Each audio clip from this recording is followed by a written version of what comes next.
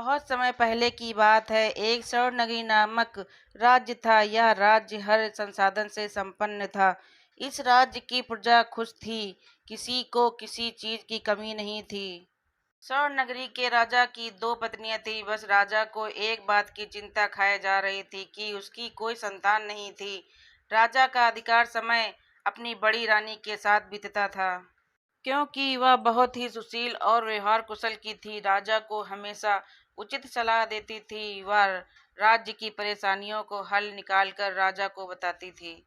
राजा की छोटी रानी थी। वह बहुत ही कपटी और धूर्त थी। हमेशा अपनी तारीफ सुनना पसंद करती थी। छोटी रानी के एक दासी थी जो जादू टोना करना जानती थी, और कई लोगों पर उसने उसका प्रयोग करके उनको बर्बाद किया था। दासी यह बताती थी कि छोटी रानी के किसी तरह से एक संतान हो जाए जिससे वह राज्य की महारानी बन जाए। इससे दासी को अपनी मनचाही तरीके से राज्य में शासन करने का मौका मिल सके। परंतु दासी अपने उद्देश्य में सफल नहीं हो सकी और उसके मासूमों में पानी फिर गया। एक दिन राजा अपनी बड़ी रानी के साथ वन विहार गए थे। वहां उन्हें एक सन्यासी मिले। राजा रानी ने सन्यासी का काफी स्वागत सत्कार किया। राजा के इस सेवा से सन्यासी बहुत प्रसन्न हुए और उन्होंने राजा रानी को शीघ्र ही माता पिता बनने का आशीर्वाद दे दिया, जिसे सुनकर राजा रानी अति प्रसन्न हुए और महल वापस आ गए। छोटी रानी को जब ये बात पता चली तो वह दुखी हो उठी। उसने राजा से एक वचन लिया कि जब बड़ी रानी को गर्भ पीड़ा हो तो वह और उनकी दासी ही उसके पास रहेगी, वही सारा कार्य करेगी। राजा ने छोटी रानी की बात मान ली। समय बीतता गया और बड़ी रानी गर्भवती हो गई। संपूर्ण राज्य में खबर फैल गई। राजवैद्य को निर्धारित किया गया जिससे रानी का उचित उपचार होता रहे, और देखभाल के लिए राजा ने अपने सबसे खास मंत्री की पत्नी को रानी की देख रेख के लिए सूचित किया। समय बीतने लगा और एक दिन रानी को प्रसव पीड़ा होने लगी।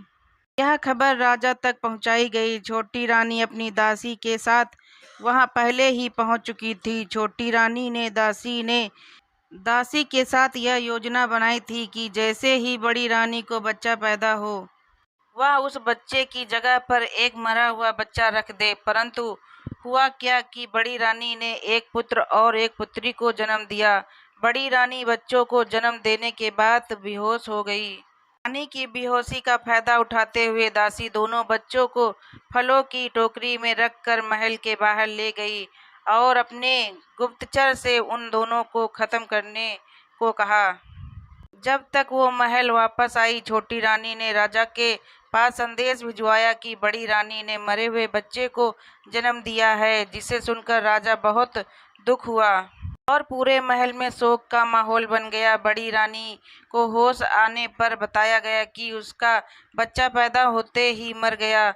यह सुनकर रानी को विश्वास नहीं हुआ। उसे सदमा लग गया। वह न किसी से बात करती थी, नहीं सही से खाती पीती थी। उसकी हालत पागलों जैसी हो गई थी। इस बात का फायदा छोटी रानी ने उठाया और राजा को कहा कि बड़ी रानी पागल हो गई है और उन्हें महल में रखना ठीक नहीं है। वह किसी को भी हानि पहुंचा सकती है, इसलिए बड़ी रानी को बंदी गृह में रखा जाए और वह उसका उपचार वहीं करवाती रहेगी।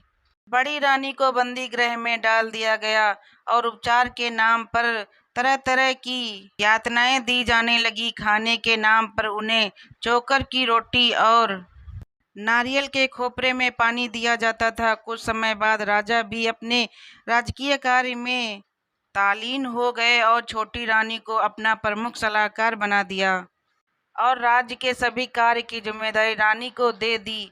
अब तो पूरे राज्य पर जैसे छोटी रानी का ही राज्य था। राजा रानी की कहानी पार्ट 2 एंड 3। आगे की कहानी भाग 2 में।